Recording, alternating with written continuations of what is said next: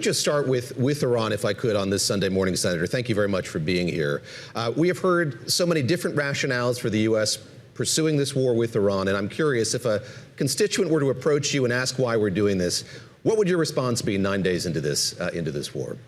Well, thanks for the opportunity, and we've actually had constituents. I'm right back in Pierce, South Dakota this morning, and yesterday at coffee, one of the coffee clutches that we try to stop in and say hello at, one of our constituents asked exactly that: what's going on, and was this the right time to make this move? And my message was, I don't know that there's ever a right time, but in some cases, as you start to gather your intelligence and you see what your adversaries are doing, they have a say in it as well.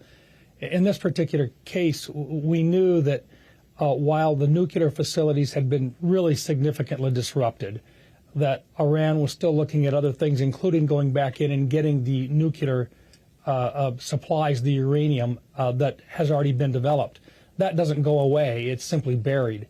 The second piece on it, and probably the more important pieces right now, is that they had continued to increase their supplies of short-term and intermediate ballistic missiles and a huge number of drones.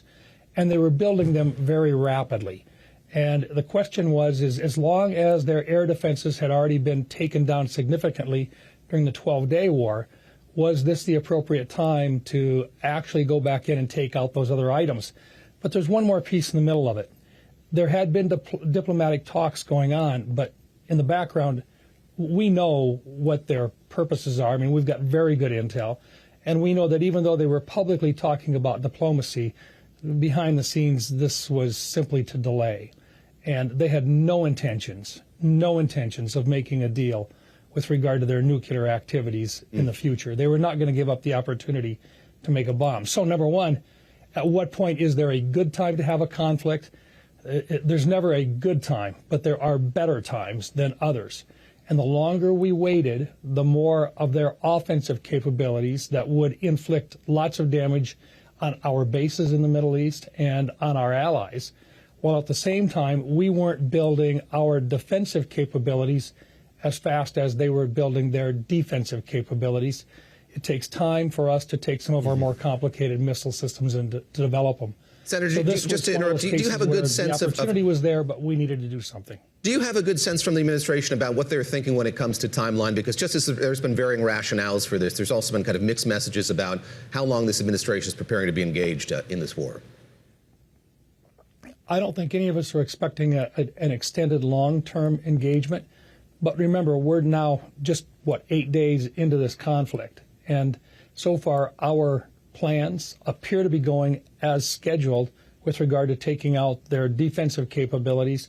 And now we're working on the offensive capabilities using some of our additional equipment that are less or that are perhaps not as capable. In other words, we can use F-22s, we can use F-35s, and in doing so, it's really tough for them to find us and to shoot us down with those types of equipment, and with our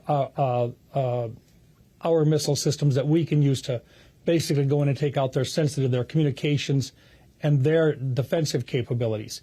When that happens, now we can take some of our other heavier equipment, our B-1s, our B-52s, and so forth, and they can come in and really do strategic strikes throughout the country to take out more of their capabilities, which includes their ability to actually make the drones and so forth. Senator, I want to ask you about what you're just talking about, these coffee meetings, talking to your constituents. And the president was asked on Air Force One in that same gaggle we keep playing if he was concerned about gas prices, and he said he wasn't. So I'm wondering, when you talk to your constituents, when you talk to Americans who are really feeling economic pressure, are they worried about it, and are you worried about it for them? Well, I think when this started, we knew that there would be a spike because it does impact an area of the world where 20% of the fuel or the oil that's developed is moving through the Strait of Hormuz every day. And so you've got to be concerned about it. But did we know that the prices would go up? Yes. The question is was there ever going to be a better time in which to take on this operation? And was there any chance that we would ever be in a position to where it wouldn't have to be taken care of? And so you support the president taking this action? The best time to do it. Sorry, I spoke over you. So you support the president taking this action at this time? Oh, definitely. No question. Look, the president had to make a tough decision. This is the right call at the right time. And we know that prices are going to go up for a period of time. But once we've secured the Strait of Hormuz again, and once that oil starts to move through once again, then prices will begin to stabilize. And at some point in the future, as there is clear evidence that we've taken out their ability to attack that shipping, then the price will start to not only stabilize, but it will start to come back down. We're 8 days into this. We knew this was going to be tough, but we also know that it's the right thing to do, right time. The Iranian regime that's in power today has no intentions of giving up their offensive capabilities, and they clearly were working at becoming more of a threat to their neighbors in the Middle East, and clearly a threat to U.S. interests. Senator, let me ask you about your appetite for potentially a long war, potentially an expensive war. So we have not heard the president say definitively there will be no boots on the ground ever in Iran. I'm curious your reaction to that. And then also you're back in South Dakota today, but what do you expect the conversation is going to be like among your colleagues on the Senate Armed Services Committee about the prospects of an emergency defense spending package as a result of this? Yeah, first of all, the president is correct when he does not commit to never doing something. In other words, you never take away options. That then gives your adversaries the opportunity to take advantage of that. So you never take away an option, and the president is correct in that with regard to that. It doesn't mean he's going to send troops in, but he never takes away the option. That's important. Second piece on this, yeah, look, we know that these are expensive. The question is if we can get in now and get this done in a fairly short period of time, it would be less expensive now than if we would have delayed it and allowed the Iranians to continue to develop their offensive capabilities in that region. So right time, never a right time, but this is a better time than if we would have waited another month, 2 months, 3 months, and then had to have gone in and found even more offensive capabilities that we would have had to have addressed. But with the president refusing to rule out the possibility of troops on the ground and, going to Dover this weekend to greet those U.S. casualties, already casualties coming back from the war, when you look at the America First agenda, you have to be getting at least some inkling of concern from constituents, from supporters of the president, how this is helping them and their families if we're looking at U.S. casualties and higher prices in the U.S. Yeah, look, number one, like I say, nobody ever wants to go into a war, but sometimes the responsibility of the president is to defend the United States, and that requires judgment about what the right time it is to bring troops in. We never want to see our young men and women get into a fair fight. We always want them to have the advantage. But is this worth it? What is the president trying to do here, and is it worth American lives? It's not a matter of being worth it. It's a matter of at what point do you take out a major threat to the United States and to the stability throughout the Middle East. And right now is the right time to take on the Iranians and to take out their capabilities before they develop them even more. And so, look, I was governor here in South Dakota for 8 years.